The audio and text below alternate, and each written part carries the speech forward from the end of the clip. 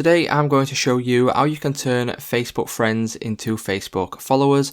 So first of all, what we need to do is head over to our Facebook, and then once we open up Facebook we can then head over to our profile. So click on your profile picture and then click on see your profile. Once we're on here, as you can see, I'm currently followed by one person and I also have one friend. So once we do this process, I should have now 2 followers. So to do this, what we need to do is simply click on the 3 dots on our profile. Once we do that, we can then click on turn on professional mode.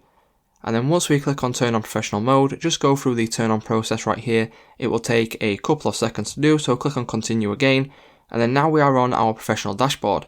All we simply need to do from here is go all the way back to our profile and then refresh. Once we refresh, as you will notice, I have now got 2 followers. So it's just that simple, guys. If this video did help you out, please leave a like on today's video and I will see you in the next one.